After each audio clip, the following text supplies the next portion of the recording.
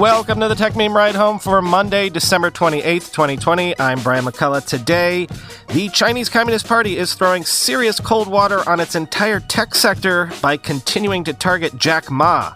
Did Elon Musk once try to sell Tesla to Apple? Drones are getting digital license plates of a sort, and a look at the generation of search engine startups hoping to, maybe strike at Google while the antitrust iron is hot. Here's what you missed today in the world of tech.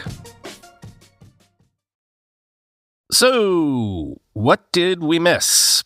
Well, over the break, the whole Chinese Communist Party versus Jack Ma thing got even more interesting. China's market regulator suddenly announced an antitrust investigation into Alibaba for alleged monopolistic practices. Yes, this sort of thing can happen in China too, I guess, because as far as we know, this is the first investigation of its kind in China's internet sector ever. Quoting the Financial Times, the market regulator said it was investigating suspected monopolistic practices, including Alibaba's tactic of forcing merchants to sell exclusively on its platform, a practice known as pick one of two in China, among other issues. The brief statement from China's State Administration of Market Regulation said the investigation into Alibaba had been opened recently after complaints. Alibaba's Hong Kong-listed shares fell more than 8% in early trading. Alibaba said it, quote, will actively cooperate with the regulators on the investigation, end quote, and that its business operations remain normal. This is China's first antitrust investigation into a Chinese internet company for abusing its market dominance, said Scott Yu, an antitrust expert at Zhonglun Law Firm. Quote, in a worst-case scenario, Alibaba could be fined up to 10% of its previous year's sales, end quote. Lawyers said the initiation of a formal investigation meant the government already had some evidence to support its case.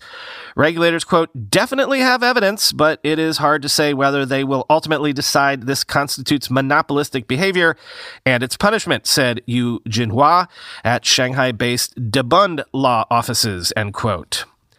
So this story continues to fascinate me because for years, the Communist Party has allowed big tech companies to flower in China to show that China could match the West for innovative, disruptive capitalism, albeit with the special Chinese Communist Party spin on exactly what that entails.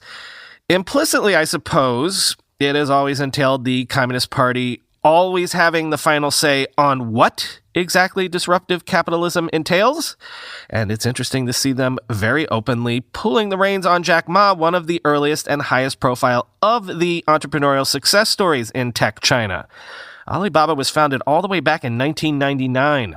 It was China's most valuable company for a long time, though suddenly no more. Alibaba's seen almost all of this year's stock gains erased over the past few weeks once the hammer began to come down on Ma. It all began with the canceled IPO of Ant Group, the finance affiliate of Alibaba, also run by Jack Ma. And this morning, even more, China's central bank has announced that Ant must overhaul its lending, insurance, and wealth management businesses and come up with a timetable to do so toot sweet.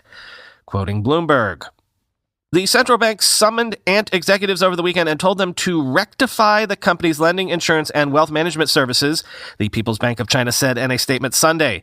While it stopped short of directly asking for a breakup of the company, the central bank stressed that Ant needed to, quote, understand the necessity of overhauling its business, end quote, and come up with a timetable as soon as possible. The series of edicts represent a serious threat to the expansion of Ma's online finance empire, which has grown rapidly from a PayPal-like operation into a full suite of services over the past 17 years. Before regulators intervened, Ant was poised for a public listing that would have valued it at more than $300 billion, with existing backers including Carlyle and Silver Lake.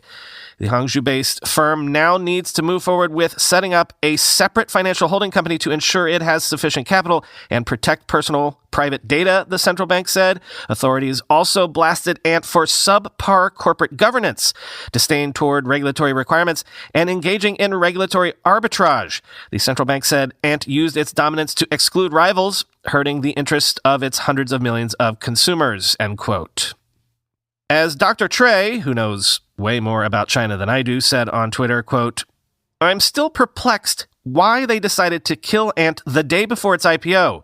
It seems like a genuine mystery to everyone, whether this was a crazy power play to show they can put the brakes on something as large as that with the snap of a finger, or if they, just didn't really look at Ant closely until IPO day, end quote. But it's not just about Jack Ma, though, isn't it? Quoting Bloomberg, Alibaba Group Holding led a second day of frenetic selling among China's largest tech firms, driven by fears that antitrust scrutiny will spread beyond Jack Ma's internet empire and engulf the country's most powerful corporations. Alibaba and its three largest rivals, Tencent, food delivery giant Meituan, and JD.com have shed nearly $200 billion over two sessions since Thursday, when regulators revealed an investigation into alleged monopolistic practices at Ma's signature company. That marked the formal start of the Communist Party's crackdown, not just on Alibaba, but also potentially the wider and increasingly influential tech sphere, end quote.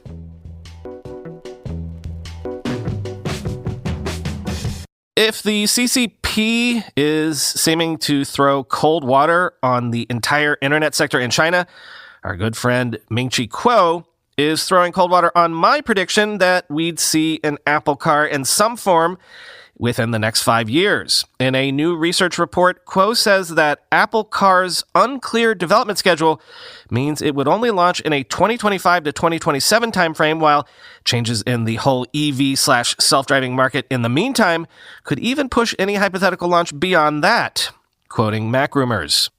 We predicted in a previous report that Apple will launch Apple Car in 2023-2025. However, our latest survey indicates that the current development schedule of Apple Car is not clear, and if development starts this year and everything goes well, it will be launched in 2025 to 2027 at the earliest. Due to changes in the EV/self-driving market and Apple's high-quality standards, we would not be surprised if Apple Car's launch schedule is postponed to 2028 or later. Kuo said the market is overly bullish about the Apple Car's launch schedule, and he has advised investors to avoid buying Apple Car-related stocks at this time. While he does not believe that the Apple Car has no chance of success, Kuo said there is uncertainty about how competitive Apple would be in the EV/self-driving vehicle market due to the company lagging behind in deep learning/artificial intelligence. Quoting from Kuo's memo again, the market has high expectations for Apple Car. Still, we remind investors that although Apple has a variety of competitive advantages, it is not always successful in new businesses. For example, Apple failed to enter the smart speaker market. The demand for HomePod and HomePod Mini were lower than expected, and the development of new smart speaker models had been temporarily suspended. The competition in the EV/self-driving market is fiercer than that for smart speakers, so we think it's perilous to jump to the conclusion that Apple Car will succeed. If Apple Car wants to succeed in the future, the key success factor is big data/AI, not hardware. One of our biggest concerns about Apple Car is that when Apple Car is launched, the current self-driving car brands will have accumulated at least 5 years of big data that could be conducive to deep learning/AI. How does Apple, a latecomer, overcome this lagging gap? End quote. Yeah, but maybe that's why John Giannandrea has been elevated recently at Apple. He's the AI guru, right? Also, you might have heard that Elon Musk responded to Apple Car rumors last week on Twitter, stating that the rumored monocell battery that Apple is supposed to be developing is, quote, electrochemically impossible, end quote, and that, quote, during the darkest days of Model 3 production, he reached out to Apple CEO Tim Cook to discuss the possibility of Apple acquiring Tesla, only for Cook to apparently decline the meeting.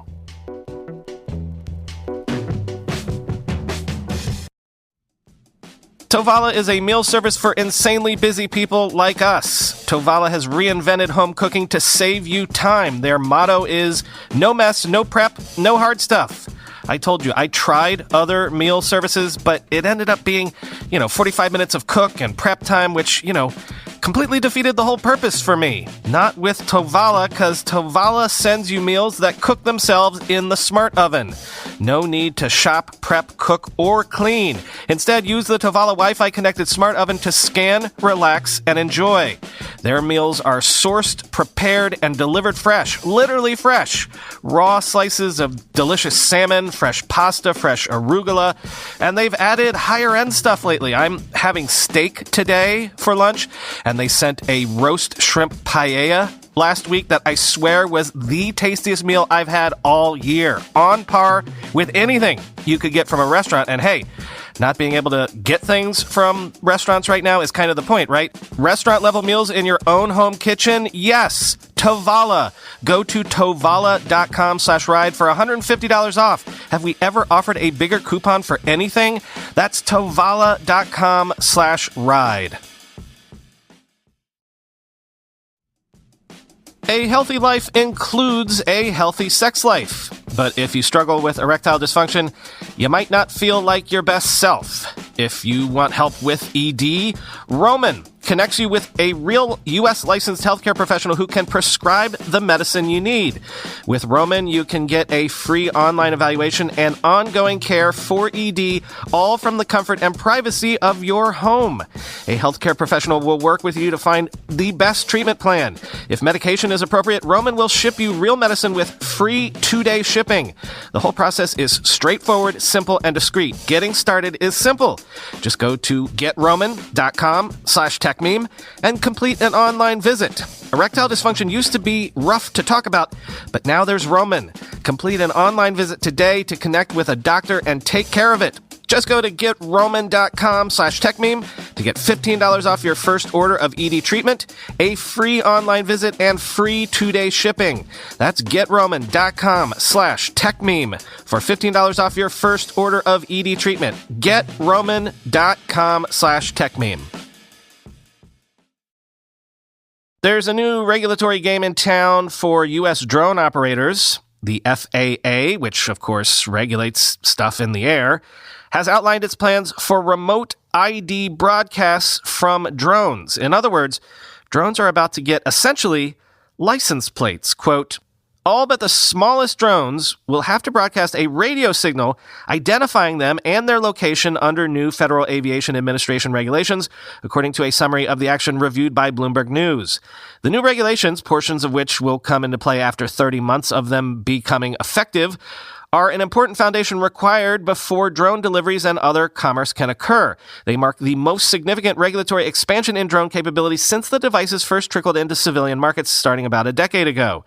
The new rules will be, quote, an essential building block toward safely allowing more complex drone operations, the agency said in the summary. The new regulation will require drones weighing more than 0.55 pounds or 0.25 kilograms to broadcast their identity on a lower power radio frequency, such as Wi-Fi or Bluetooth. In that way, police or other authorities can monitor nearby drones. The regulations also allow for existing drones to be retrofitted with such a system. The rule doesn't require that the devices broadcast on a signal that can be transmitted by mobile phone networks to a national tracking network, a measure that was originally included in a proposal unveiled last year. Hobbyists who fly the devices at government-approved sites can seek exemptions so long as they're flown in restricted areas identified to the FAA. The new rules are an attempt to address the explosion of drone use. The FAA has registered almost 1 million recreational drone users, and they owned 1.3 million of the devices as of last year. An additional 385,000 commercial drones have been registered with the agency according to its data, end quote. Google is facing 5 antitrust actions in the U.S. alone at this point. Lord knows I'm not even keeping track of what the company is facing around the world. Maybe I need to do one of those cork boards that you see in that Pepe Sylvia meme from It's Always Sunny in Philadelphia with a red string connecting all of the activity and me smoking in the foreground like a maniac. Well, this regulatory action all just happens to be coincident with a whole bunch of new startups arising in the search engine space to challenge Google's dominance. I'm talking about companies like Mojeek, U.com, and Neeva. A lot of these have been founded by former Googlers, quoting the Financial Times. Though their odds of success are long, each sees a different opportunity for a new approach to Google's familiar list of links and results, which has evolved only incrementally in recent years. They also hope that a string of recent antitrust cases against Google at both the state and federal levels may result in an opening up of the field. Quote, in many ways, it's surprising, given how large of an industry search is, that it hasn't been fundamentally rethought, said Richard Saucher, U.com's chief executive, who left Salesforce's artificial intelligence research team theme in July. Google's share of the global search market has held at more than 90% for most of the past decade. Today, it remains close to its all-time highs of more than 92%, according to StatCounter, which tracks web activity, followed by Bing on 2.9% and Yahoo at 1.5%. Nevertheless, long-standing Google competitors such as DuckDuckGo are making slow but steady gains. According to StatCounter, DuckDuckGo's market share has grown from 0.3% to 1.9% in North America in the past 5 years, end quote.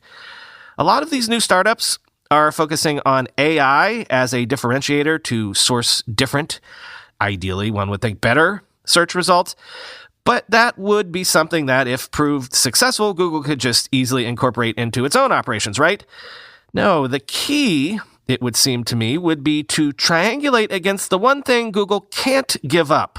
That's the classic disruption from below vector, right? If you really want to disrupt Google, just take a slice of their enormous pie. I mean, even a tiny slice could be worth billions a year. Who wouldn't be happy with that? Quoting again.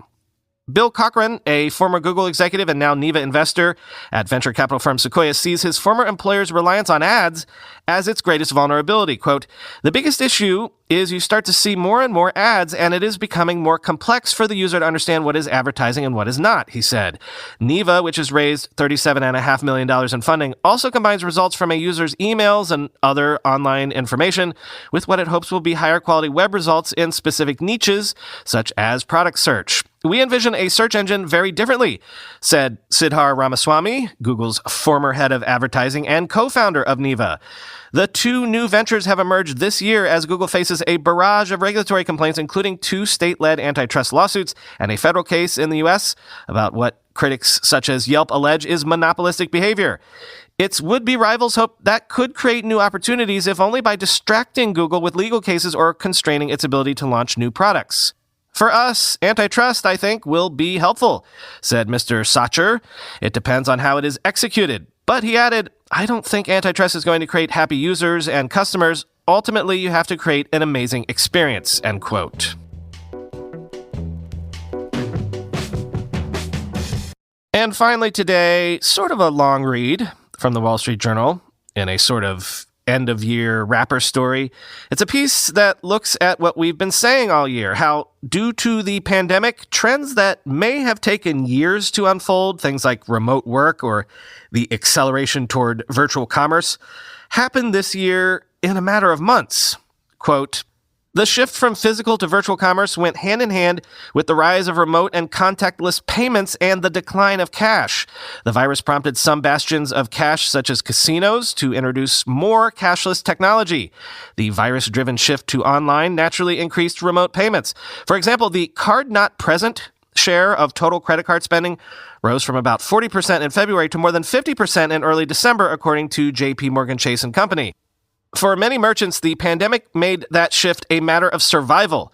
Before COVID-19, the website of M. Flynn Jewelry, a boutique jeweler based in the South End of Boston, mostly helped people to figure out if it was worth making the trip to see the store, said co-owner Megan Flynn. Now we're seeing how important it is because people may not want to come in for many different reasons, end quote. Since June, about 30% of the store's sales have been transacted directly through the website or via text and telephone calls initiated over the site, compared with 3% a year earlier. Web visitors can ask a store employee to try on a piece of jewelry. Ms. Flynn's clientele used to be almost entirely local. Now some 20% come from outside the Boston area. They, quote, might be looking for a certain designer on the internet. They find it through us and then start shopping with us, end quote. The surge in the number of consumers, merchants, and brands online creates what Mr. Sebastian calls a network effect. The more users there are, the more compelling it is for others to follow. Quote, it would be surprising if we didn't see the majority of that shift sustained beyond the pandemic, he says. Digitization doesn't obviate the need for physical assets. Amazon's U.S. capital spending in 2019 was more than any other company, according to the Progressive Policy Institute, a center-left think tank. Rather, it changes the sort needed. Online stores invest primarily in technology and logistics, such as fulfillment centers and delivery vehicles, not stores, offices, or machinery. Whereas retail stores are designed around customers who may browse multiple aisles in search of a few items, fulfillment centers are designed around employees handling items nonstop. They thus use labor and space more efficiently. Amazon's sales per employee are 50% higher than Walmart's. This year, businesses spent more on almost everything related to logistics and technology and less on everything else. The amount of net warehouse space absorbed by tenants through the first 9 months was similar to last year, according to CBRE, while more office and retail space was vacated than leased. Air freight volumes are up this year, even as passenger traffic is down sharply. Business spending on software and information technology rose in the third quarter from a year earlier, but almost every other type of capital spending fell, end quote.